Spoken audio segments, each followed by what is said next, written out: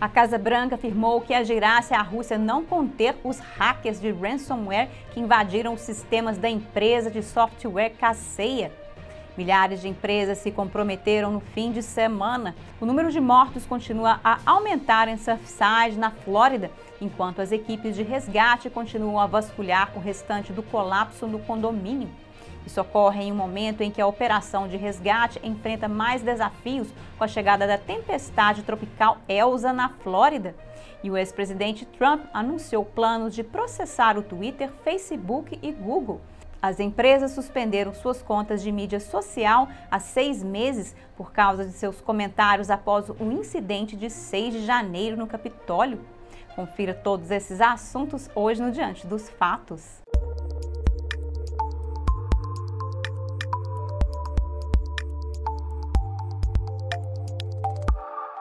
Olá, bem-vindo ao Diante dos Fatos, eu sou Marina Dalila. A Casa Branca está tomando medidas para lidar com ataques de ransomware. A administração Biden está trabalhando em uma estratégia para todo o governo. Isso ocorre depois que outro grande ataque cibernético atingiu mais de 1.000 empresas no fim de semana. Hackers realizaram um ataque de ransomware e invadiram sistemas da empresa de software Kaseya. O ataque cibernético é atribuído ao grupo de hackers REvil. Os especialistas acreditam que os perpetradores operam na Europa Oriental ou na Rússia. O presidente Biden disse que os Estados Unidos irão retalhar se o governo russo estiver envolvido. If the Russian government cannot or will not take action against criminal actors residing in Russia, we will take action or reserve the right to take action on our own. The intelligence community has not yet attributed the attack. The cybersecurity community agrees that REvil operates out of Russia with affiliates around the world. Biden disse na terça-feira que o impacto do último cyberataque parece mínimo. Appears to have caused minimal damage to U.S. businesses, but we're still gathering information to the full extent of the attack. Biden acrescentou que fará uma atualização no final desta semana após receber mais informações. Centenas de clientes corporativos da Kaseya foram afetados pelo ataque. O porta-voz do Kremlin, Dmitry Peskov, disse que houve o que ele chamou de certos contatos entre Moscou e Washington sobre o assunto de crimes cibernéticos e acusações de que grupos criminosos ligados à Rússia às vezes estavam envolvidos. O presidente Biden planeja se reunir com líderes do Departamento de Estado, Departamento de Justiça e Segurança Interna para discutir estratégias para conter os ataques de ransomware. A Casa Branca continua a exortar as empresas atingidas por ataques cibernéticos a não pagarem o resgate. O Conselho de Segurança Nacional vem estudando há meses como impedir ataques de ransomware. Funcionários do NSC estariam consultando o relatório de abril da Força-Tarefa de Ransomware como um roteiro-chave. O relatório inclui quase 50 recomendações de dezenas de especialistas em segurança cibernética, incluindo um que tornaria contra a lei o pagamento de resgate por empresas. Agora vamos fazer uma atualização rápida sobre o colapso do condomínio na Flórida. O número de mortos continua aumentando.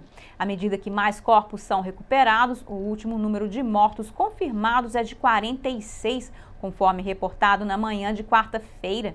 I ask all of you around the world who are continuing to follow this story to please keep these victims and these families in your hearts and prayers. 109 pessoas permanecem desaparecidas enquanto a operação de busca e resgate marca o 15º dia na quinta-feira. We're in a search and rescue mode. It's an active investigation and we're focused right now. Our primary goal right now is to bring closure to the families. Uma quantidade massiva de entulho já foi removida do local. O trabalho, já desafiador, tornou-se mais complexo à medida que a tempestade tropical Elsa se aproximava do sul da Flórida. Depois dos raios e ventos de terça-feira, é possível que a chuva da Elsa permaneça no Surfside até quarta-feira de manhã. O maior impacto da tempestade é esperado no outro lado do estado, ao longo da costa norte, no Golfo da Flórida. E voltando às Big Techs, o ex-presidente Trump está enfrentando os gigantes de tecnologia. Ele anunciou planos de processar o Twitter, o Facebook e o Google. In conjunction with the America First Policy Institute, I'm filing as the lead class representative a major class action lawsuit against the big tech giants, including Facebook, Google, and Twitter, as well as their CEOs, Mark Zuckerberg, Sundar Pichai, and Jack Dorsey. Trump e a sua equipe explicaram que os processos buscam proteger o direito da primeira emenda à liberdade de expressão. Eles argumentaram que seus direitos foram negados quando as 3 empresas de tecnologia o baniram. Os processos serão movidos em um tribunal distrital dos Estados Unidos no sul da Flórida. Eles vão pedir a um juiz que ordene às empresas de mídia social que parem imediatamente com a suposta proibição de shadow banning, censura, lista negra e cancelamento de pessoas que expressam pontos de vista políticos fora do mainstream. Ele chamou essas práticas de não constitucionais e não americanas. We're demanding an end to the shadow banning, a stop to the silencing, and a stop to the blacklisting, banishing, and canceling that you know so well. Our case will prove this censorship is unlawful, it's unconstitutional, and it's completely un-American. Os nomeados nas ações judiciais são os CEOs do Facebook, Google e Twitter, além das próprias empresas. O Google, o Facebook e o Twitter não responderam imediatamente aos pedidos de comentários. Trump argumenta que as empresas de mídia social deixaram de ser empresas privadas. Ele citou o escudo de proteção da seção 230 que essas empresas empregam para se proteger de responsabilidades. Trump chamou a ação legal de apenas o começo. Ele anunciou que o American First Policy Institute apoia seu esforço jurídico, acrescentando que acredita que milhares de outras pessoas poderão entrar em sua ação. E agora vamos voltar aos debates em torno dos direitos da segunda emenda. O dia 4 de julho foi um cenário de um dos finais de semana mais mortíferos deste ano. 14 tiroteios em massa ocorreram durante o fim de semana de 4 de julho. Isso é mais do que qualquer outro fim de semana até agora neste ano. Dados do Gun Violence Archive revelaram que pelo menos 150 pessoas morreram em mais de 400 tiroteios durante o fim de semana do feriado. As filmagens se concentraram em grandes cidades como Chicago, Nova York e Los Angeles. Só em Chicago, mais de 100 pessoas foram baleadas, entre crianças menores de 10 anos e pelo menos 17 pessoas morreram, de acordo com o Chicago Tribune. 2 policiais também foram baleados enquanto dispersavam uma grande multidão na cidade. Na cidade de Nova York, pelo menos 35 pessoas ficaram feridas em 29 tiroteios. Pelo menos 2 deles resultaram em mortes. O Los Angeles Times disse que a polícia registrou pelo menos 16 mortes entre sexta-feira à tarde e segunda-feira de manhã. O líder da minoria na Câmara, Kevin McCarthy, disse que os crimes estão aumentando em cidades que estão retirando fundos da polícia. This is all directly caused by the Democrats' philosophical belief in Soros spending money electing DAs, which now we're trying to recall in LA, because they don't believe in the rule of law. O Departamento de Justiça lançou no mês passado novas forças de ataque para combater o aumento dos crimes violentos nos últimos 18 meses, que tem como alvo o tráfico ilegal de armas nas cidades de Nova York, Chicago, Los Angeles, na área da Baía de São Francisco e Washington, D.C. E o governador de Nova York, Andrew Cuomo, acaba de emitir a primeira ordem executiva do país, declarando a violência armada em Nova York como uma emergência de desastre. Este é o primeiro passo de uma nova estratégia delineada pelo governador para enfrentar o crime com armas de fogo no estado. O status de emergência de desastre permitirá que o estado canalize dinheiro e recursos para as comunidades para que possam começar a atacar a violência armada imediatamente. A nova estratégia abrangente do governador trata a violência armada como uma crise de saúde pública. Ela utiliza soluções de curto prazo para reduzir imediatamente a taxa de disparo e soluções de longo prazo com foco em estratégias de intervenção e prevenção baseadas na comunidade para quebrar o ciclo de violência. Quanto aos proprietários de armas, diferentes estados estão adotando posições diferentes. Uma cidade da Califórnia será a primeira dos Estados Unidos a exigir seguro e taxas para a posse de armas. Em uma votação unânime na semana passada, o Conselho Municipal de San José votou para avançar com 2 abordagens sobre a regulamentação de armas. Uma delas é exigir que os proprietários de armas tenham cobertura de seguro de responsabilidade civil para suas armas de fogo. O segundo requisito é pagar uma taxa para compensar os contribuintes pelo custo de incidentes relacionados com armas. A decisão foi tomada após um recente tiroteio em massa contra uma agência de trânsito local que matou 9 pessoas. De acordo com o prefeito de San José, embora a segunda emenda proteja o direito de portar armas, ela não exige que os contribuintes subsidiem o posse de armas. Eles descobriram que os incidentes relacionados com as armas em San José custam aos contribuintes 442 milhões de dólares todos os anos. Ao fazer com que os proprietários de armas paguem uma taxa, eles acreditam que isso irá aliviar os custos públicos, como respostas médicas e policiais.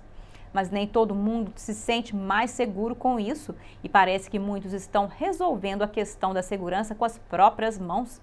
Na quinta-feira, o procurador-geral da Califórnia divulgou dados para as vendas de armas em todo o estado em 2020. As vendas de arma de fogo aumentaram 65,5% e as armas de cano longo aumentaram 45,9% de 2019 a 2020. Legal gun sales do not automatically equate to a violent incident or crime, and responsible Californians who choose to legally own a firearm certainly have that right in California and in this nation. A lei terá uma votação final em setembro. Por outro lado, West Virginia tem uma nova lei que elimina o imposto sobre vendas de todas as armas de fogo e munições pequenas, o que significa que os clientes podem comprar a maioria das pistolas, espingardas e rifles sem qualquer imposto sobre vendas. O delegado republicano Gary Howell disse a uma estação de notícias local: se você vai comprar aquele rifle de $2.000, será $120 mais barato aqui na Virgínia Ocidental do que em comparação com nossos estados vizinhos, acrescentando que vê nisso uma forma de investir no estado. Isso ocorre porque muitos estados têm reprimido os proprietários de armas, com a vizinha Virgínia colocando 5 novas medidas de controle de armas em vigor em 1º de julho. Algumas das leis incluem a proibição de armas de fogo no Capitólio do estado de Richmond, aumentando a quantidade de vezes que o FBI poderá conduzir uma verificação de antecedentes. Outra proibiria os agressores domésticos de comprar, possuir ou transportar uma arma de fogo por 3 anos após serem condenados. E vários estados estão pressionando pelos direitos da segunda emenda. O Texas se juntou a outros 21 estados pedindo ao Supremo Tribunal para defender os direitos da segunda emenda dos havaianos de portar armas fora de suas casas. Este esforço foi liderado pelos procuradores-gerais da Louisiana, Arizona e Montana. O procurador-geral do Texas, Ken Paxton, um republicano, confirmou na semana passada que seu estado está aderindo ao esforço. Paxton declarou: a má interpretação flagrante da segunda emenda pelo 9º Circuito deve ser corrigida. Estamos pedindo que o tribunal simplesmente mantenha a segunda emenda como está escrita. A decisão do Tribunal de Apelações do 9º Circuito no ano passado foi a favor da lei do Havaí.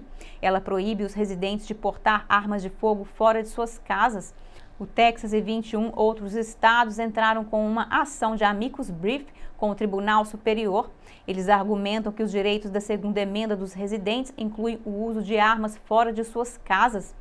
Os estados escreveram em seu resumo: uma das maiores responsabilidades de um estado é salvaguardar os direitos de seus cidadãos, incluindo o direito de manter e portar armas, conforme a segunda emenda.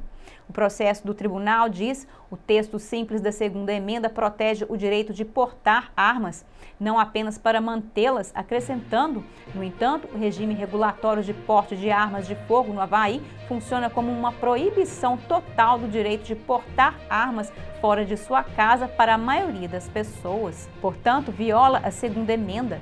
Esses estados também estão tentando ajudar a resolver uma divisão entre os tribunais federais de apelação.